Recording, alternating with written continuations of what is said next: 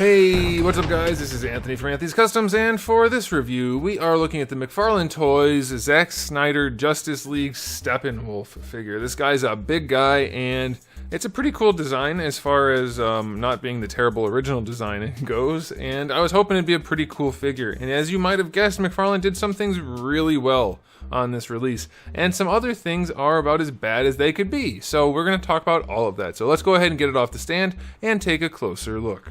This guy stands, let's say, to the top of where his head would be, about 9¼ inches. If you want to count his horns, closer to 10, and that's going to make him about, let's say, 23 and then 25, give or take, centimeters. Okay, so before we get into the review, though, let's go ahead and do a question of the day. Considering you saw the Zack Snyder version of the Justice League, the 4-hour cut that was on HBO Max or whatever it was, and you thought it was better than the original cut, because I don't think anybody could have thought otherwise, did you think it was actually a decent movie, or was it just better than the trash that they put out before? I'm very curious. I think it was decent enough. I think I was overly generous on the original release when it first came out, and now that I think back, it was a piece of garbage. And I think this new one's much better. And good enough, I would say. Not what it should have been, but good enough. Okay, you can talk about that in the comment section below. Alright, let's talk about this guy. Aesthetically speaking, if anything needed a new repaint, it would be this. Like a custom paint job. It'd be so easy to make this guy just look great. It looks like what they did is they made it out of silver. Maybe it's gray plastic with silver paint, and then a wash, and then a dry brush to make him look kind of dirty and gritty. But the patina that's on him, as a result, just makes it look kind of yucky. It's got a little bit of a yellowish hue to it, and it doesn't look gross. It's nowhere near as metallic and shiny as it should be, in my estimation. And it's not uniform enough. His horns are very dark.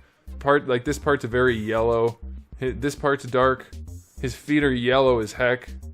It's just all over the place. It really could use a good paint job. I like that they used a flatter paint for the flesh tones, but there's just no depth there. There's no life. It looks like, I don't know. I know a lot of people are making fun of the eyes. I think they could be a lot better, but I think they're good enough. Like, you could leave the eyes. If you paint the rest of the face better, I think it works. But the paint job on the face is just so flat, and with no shading or no detail work, it looks bad. Same thing for the hands. Even though they did paint the nails, I'll give them that.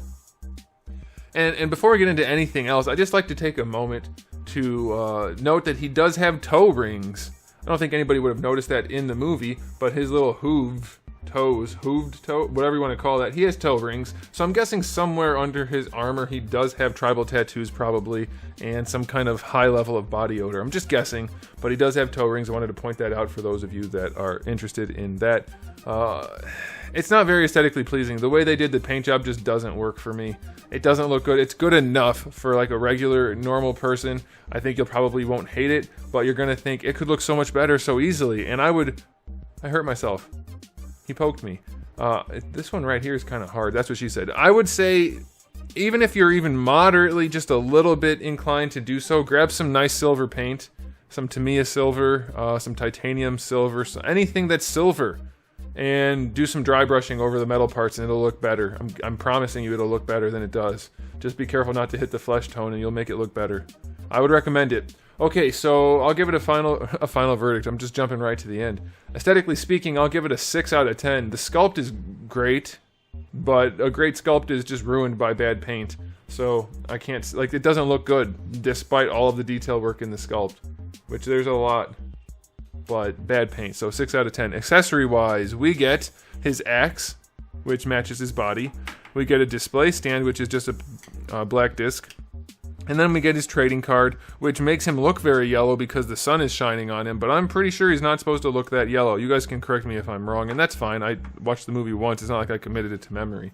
But he does look too yellow to me. So accessory-wise, 5 out of 10. No alternate hands or anything. Like, this hand's pretty much worthless. And this one's pretty much worthless too. It's only good for holding the axe. So other than that, it's worthless. So that's fine, but yeah, a fist hand would be nice. A gripping hand to hold like another figure or something. Yeah, at least he doesn't have a trigger finger hand. No gun hands on this guy, so that's something.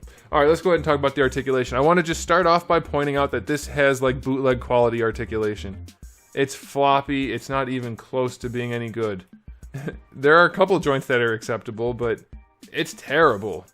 It's terrible. Okay, so the head, it's hollow. Can we just look at that? His head is completely hollow, and he's bigger. He's taller than every other figure. So any photography where he's like, when you're shooting up towards him, if he's not got his head tucked down, you're going to be seeing a giant gap. Like, you can't make him lift up. He doesn't have lollipop syndrome, he just has a hollow head. So that's pretty unfortunate. It rotates alright, you get a little bit of attitude on there, that's good. But it's all achieved by making the head completely hollow. And I guess that's fine. If you're only going to shoot from the front with the head tucked, that's good, but it is hollow.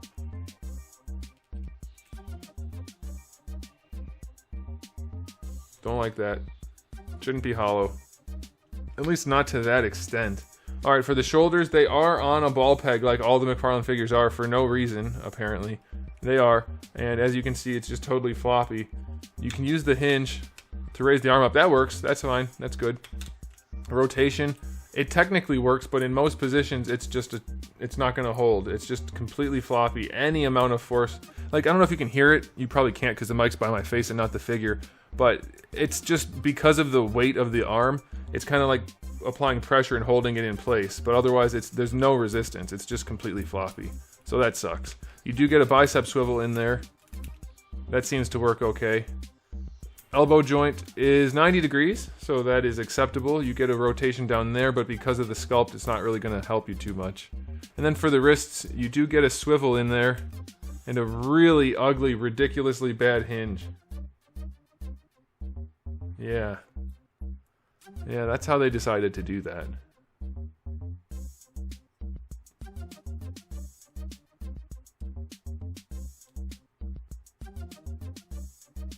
Pretty bad. I'm zoomed in tight just to show you how awful it is. Okay, let's talk about the torso. The upper torso, it leans back because that's what McFarlane figures do. They lean back. Leaning forward is non-existent. You can't do it. Side to side is acceptable, but basically it's just a wobble because it's super loose. You do get your rotation out of that though. Down here we have another ball peg, which does allow him to lean forward there, but only at the hips. Only at this lower abdominal joint, not up here at all. So it's a very weird lean. Very strange. Going to be difficult to pose that. Does lean back really well. He can lean back really, really well. It's amazing how good they are at leaning back. And then that does have side to side and rotation. That's a decent ball peg down there. That one works the way it's supposed to. This top one doesn't work at all. Alright, so his skirt piece, let's see if it gets in the way of the hips. No, he can still do the splits pretty well, but his legs are trash. Flop. Total flaccid, floppy garbage. Okay. I guess it could just be mine that's super floppy, but I'm guessing it's all of them. Going forward, they don't go quite horizontal, but you might be able to get enough posing out of that, so that's okay. Thigh swivel is in there. You're going to have to break it free, but it does work, so that's pretty good. Single jointed knee down here. Just about 90 degrees, and you do get rotation out of that if you want it. Doesn't really serve a purpose, but it's there. Just about 90.